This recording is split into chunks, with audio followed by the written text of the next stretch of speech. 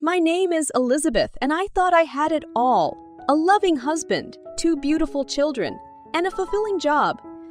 My husband, James, and I had been together for over a decade, and we always supported each other through thick and thin. Our children, Emily and Noah, were the light of our lives. Life had seemed like a fairy tale. James and I had built a strong foundation of love and trust. We had shared dreams, ambitions, and a deep commitment to our family. Our home was filled with laughter, warmth, and a sense of belonging.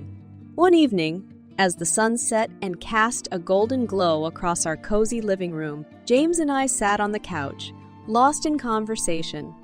Our children played nearby, their laughter filling the air. "Elizabeth, you are the love of my life," James said, his eyes sparkling with affection. "Every day spent with you and the kids is a blessing." I smiled, feeling the warmth of his words envelop my heart. "And you, James, you're my rock." I couldn't imagine a life without you by my side. We shared a tender moment, holding each other's hands, cherishing the love that had grown stronger with every passing year. Our children, sensing the connection between their parents, rushed over, wrapping their tiny arms around us. "Daddy, Mommy, I love you!" Emily exclaimed, her eyes shining with innocence. James chuckled and ruffled Noah's hair. "We love you too, my little superheroes." In that moment, surrounded by the love of my family, I couldn't help but feel an overwhelming sense of gratitude. Life had truly blessed me with a picture. Perfect family, and I cherished every precious moment we shared together. Little did I know that the tranquility of our perfect family would soon be shattered and the strength of our bond would be put to the ultimate test. It started as an innocent workplace compliment. Mr. Thompson, my boss, would casually mention how well I was doing on a particular project or how impressed he was with my ideas. At first, I brushed it off as a kind gesture, a recognition of my hard work. But soon enough, those compliments turned into something much more sinister. One afternoon, as I sat at my desk, engrossed in my work, Mr. Thompson approached me. He leaned against the edge of my cubicle, a sly smile playing on his lips. "Elizabeth, you never cease to amaze me. Your dedication and intelligence are truly remarkable." I glanced up, a hint of unease in my eyes. "Thank you, Mr. Thompson. I appreciate your kind words." He took a step closer, his voice lowering to a hushed tone. "You know, Elizabeth, I've noticed how you stand out among your colleagues. You have a certain charm, a beauty that's hard to ignore." My heart began to race, my discomfort growing with each passing moment. "Mr. Thompson, I think it's best if we keep our conversations professional." He chuckled softly, the sound sending shivers down my spine. "Of course, Elizabeth, professional. But let's not deny the chemistry between us. It's palpable." Fear gripped me as I realized that Mr. Thompson's intentions were far from innocent. His comments had crossed a line, invading my personal space and making me question my safety within the workplace. In the following days and weeks, the harassment escalated. Mr. Thompson would make inappropriate remarks about my appearance, linger near my desk for no apparent reason, and seek any opportunity to be alone with me. I felt a constant sense of unease, always looking over my shoulder, wondering when the next incident would occur. One day, as I gathered the courage to confront him, I found myself alone in his office. The air was heavy with tension, and I could feel his gaze lingering on me.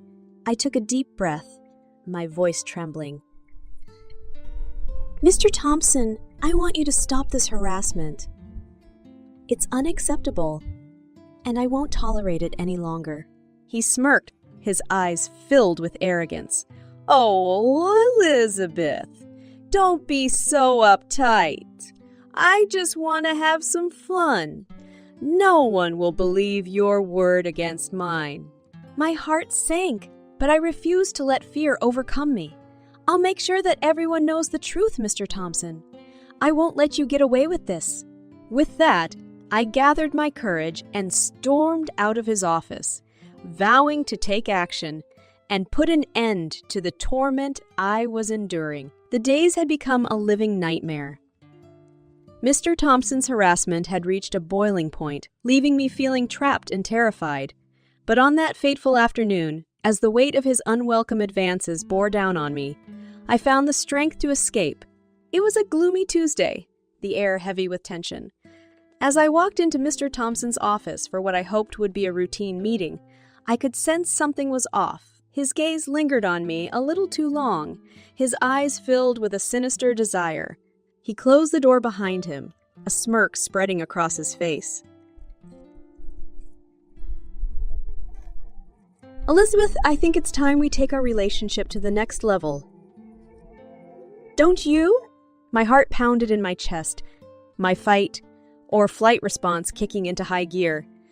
"Mr. Thompson, I've made it clear that I'm not interested." "This needs to stop." He took a step closer, his voice dripping with malice. "You can't resist me forever, Elizabeth. I'll have what I want, one way or another." In that moment, I knew I had to act swiftly. I had to escape his clutches before he could carry out his heinous intentions. With adrenaline coursing through my veins, I made a split-second decision. As he lunged towards me, I ducked and swiftly moved towards the door. Panic consumed me as I fumbled for the doorknob, praying that it would open. With a desperate twist, the door swung open, revealing the empty hallway beyond. I bolted, my heart pounding, my legs carrying me as fast as they could. The echoes of Mr. Thompson's enraged shouts filled the corridor, fueling my determination to escape his grasp. Fear and adrenaline propelled me towards the stairwell, my only path to freedom. As I descended the stairs, I could hear his footsteps echoing behind me, but I refused to let him catch me. I pushed myself harder, my breath coming in ragged gasps. My mind raced, searching for a solution, an escape route that would lead me to safety. Finally, I burst through the door, emerging into the daylight. The fresh air filled my lungs, a welcome respite from the suffocating atmosphere I had endured. I sprinted towards the parking lot, the sound of my own footsteps drowning out the world around me. In that moment, I realized that I had escaped the clutches of my tormentor. The weight of his harassment no longer held me down. I was free, but the battle was far from over. After my harrowing escape from Mr. Thompson's clutches, I knew I couldn't bear the burden of this secret alone any longer. I needed to confide in someone I could trust completely. And so, that evening, as the weight of my ordeal threatened to consume me, I decided to share my deepest pain with my husband, James. The house was quiet as I sat on the edge of our bed, my hands trembling with a mix of fear and vulnerability. James walked into the room, concern etched across his face. He sensed something was amiss. "Elizabeth, what's wrong? You look like you've seen a ghost," James said, his voice laced with worry. Tears welled up in my eyes as I took a deep breath, mustering the strength to speak. "James, something terrible has happened. I've been living a nightmare at work, enduring harassment from Mr. Thompson." His eyes widened with shock, his hand instinctively reaching out to hold mine. "Oh my God! Oh my God, Elizabeth! Why didn't you tell me earlier? You always. I squeezed his hand, finding solace in his unwavering support. "I was scared, James. Scared of the consequences. Scared of what he might do if I spoke up. But I can't bear it any longer. I need your help." His voice was filled with determination as he leaned closer. "Elizabeth, you're not alone in this. We're a team. Tell me everything, and together we'll find a way to bring him to justice." With a mixture of relief and trepidation, I shared the painful details of the harassment I had endured at the hands of Mr. Thompson. James listened attentively, his face contorted with anger and empathy. "This ends now," James declared, his voice filled with resolve. "No one should ever have to suffer through what you've experienced. We'll fight for justice, Elizabeth. We'll make sure he pays for what he's done." I nodded, tears streaming down my face. "Thank you, James. I don't know what I'd do without you." He pulled me into a tight embrace, his arms offering a shield against the pain. "We're in this together, Elizabeth. Always remember that." In that moment, a renewed sense of strength washed over me. With James by my side, I knew I could face anything. We had a long road ahead of us, but we were determined to seek justice and ensure that Mr. Thompson faced the consequences of his actions. With the support of my husband, James, we embarked on a daring plan to expose Mr. Thompson and seek justice for the torment he had put me through. We knew that it wouldn't be an easy task, but we were determined to bring him down and prevent anyone else from suffering at his hands. James looked at me, his eyes filled with determination. "Elizabeth, we need solid proof to bring him to justice. We can't rely solely on our words against his." I nodded in agreement, my mind racing with ideas. "We need to gather evidence that exposes his true nature, something that can't be brushed aside or denied." As we brainstormed, we contemplated various approaches. We discussed setting up hidden cameras in my workspace, but we knew it would be risky and potentially illegal. Then, a light bulb moment occurred. "What if we secretly record a conversation between him and me?" I suggested, a flicker of hope igniting within me. If he lets his guard down and reveals his true intentions, it could be the proof we need. James smiled, impressed by the idea. "That's brilliant, Elizabeth. We'll find a way to make it happen. We need to ensure your safety during this process. We can't let him suspect anything." Days turned into weeks as we meticulously planned our strategy. We procured a discreet recording device, ensuring it was small enough to go unnoticed. James coached me on how to engage Mr. Thompson in conversation, subtly steering it towards topics that would provoke revealing responses. The moment of truth arrived. It was a nerve-wracking day as I walked into the office, the recording device hidden carefully in my pocket. James waited anxiously for me at home, ready to analyze the captured conversation and use it as evidence against Mr. Thompson. As I engaged in conversation with him, I carefully steered the discussion towards his inappropriate behavior. With each passing word, I felt a mix of fear and determination. I needed him to reveal his true nature, to expose the monster that lurked beneath his professional facade. Finally, the moment arrived. Mr. Thompson's guard slipped, and he made a damning statement, confirming his malicious intent. With bated breath, I excused myself and left the room, heart pounding, but also filled with a sense of triumph. Returning home, I handed the recording device to James, who eagerly connected it to his computer. We listened together, our hearts heavy with the weight of the evidence we had gathered.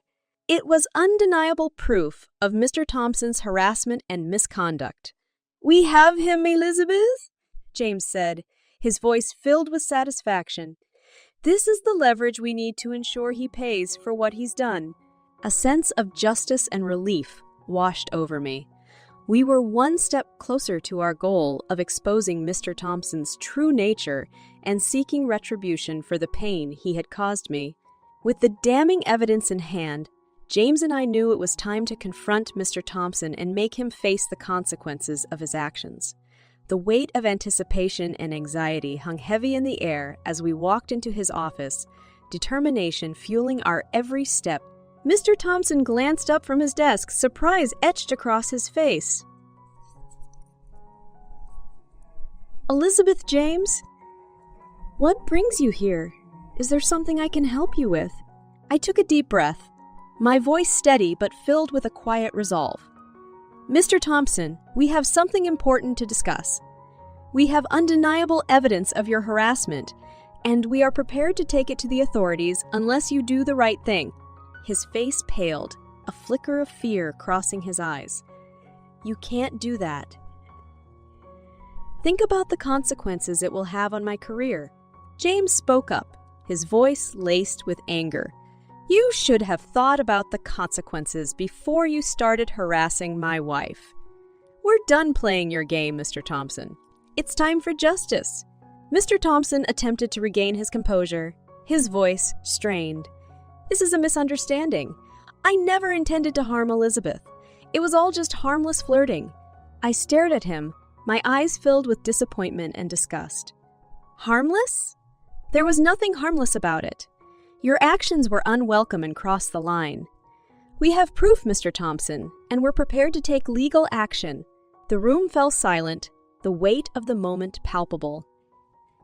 Mr. Thompson realized he was cornered, his desperate attempt to maintain control crumbling before him. He sighed, resignation seeping into his voice. Fine, you win. I'll do whatever it takes to make this go away. Just please don't ruin my life. I looked at James, our shared resolve unwavering. We won't ruin your life, Mr. Thompson. But you need to understand the gravity of your actions. Harassment is never acceptable, and we expect you to change your behavior. He nodded, a mix of shame and defeat evident on his face. I promise, I'll seek help, and I'll never harass anyone again. Please, just let me salvage what's left of my career. With that, James and I left his office, a mix of relief and sadness washing over us. While we had achieved our goal of bringing Mr. Thompson to account, we couldn't shake the lingering sense of sadness that his actions had caused. The price of revenge became apparent in that moment. It wasn't just about the satisfaction of exposing him. It was about the toll it had taken on all parties involved. We were left grappling with the impact it had on our own lives and the ripple effect it had on our own lives and the ripple effect it had on Mr. Thompson's future. The weight of our actions hung heavy as James and I navigated the aftermath of our confrontation with Mr. Thompson. We knew that justice needed to be served, but we also grappled with the repercussions it would have on his life and career. However, we were determined to see it through and ensure that he faced the consequences of his harassment. The day of reckoning arrived as we received news that Mr. Thompson had been terminated from the company. The evidence we had gathered had proven to be undeniable, forcing the company to take swift action. It was a bittersweet victory as we felt a mix of relief and sympathy for the repercussions he faced. In the midst of the turmoil, I received a call from a local law enforcement agency. They had been notified of the situation and were launching an investigation into Mr. Thompson's misconduct. They requested my cooperation in providing a statement and any additional evidence that could aid in their case. Nervous but resolute, I agreed to meet with the investigators. Sitting in the interrogation room, I recounted the details of the harassment I had endured, providing a first-hand account of Mr. Thompson's actions. They assured me that they would do everything in their power to ensure justice was served. Days turned into weeks as the investigation unfolded. James and I patiently waited, hoping for a resolution that would bring closure to this painful chapter of our lives. Finally, we received news that Mr. Thompson had been charged with harassment and would face a trial. The courtroom buzzed with anticipation as the trial commenced. I took the stand facing Mr. Thompson and the judgment of the court. The prosecution presented the evidence we had gathered, including the recorded conversation that had captured his damning admission. During cross-examination, the defense attempted to undermine my credibility and cast doubt on my accusations. It was a challenging and emotionally draining experience, but I remained resolute in my pursuit of justice. In a climactic moment, the jury returned with their verdict. Guilty. Mr. Thompson was found guilty of harassment, and the weight of his actions finally settled upon him. The courtroom erupted in a mix of relief and satisfaction as justice had been served. As I stepped out of the courtroom, a sense of closure washed over me.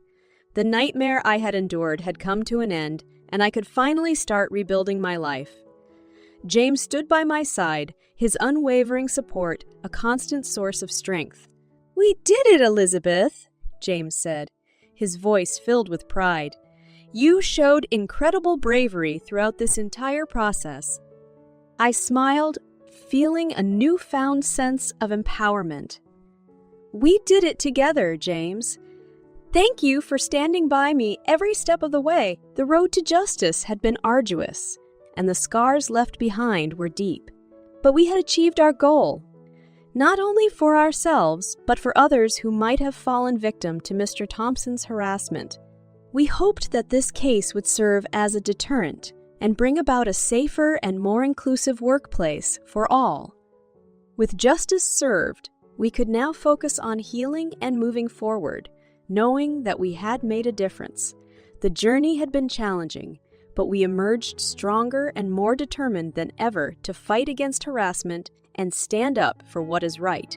And so, as we walked away from the courthouse, hand in hand, we embraced the future, filled with hope and resilience.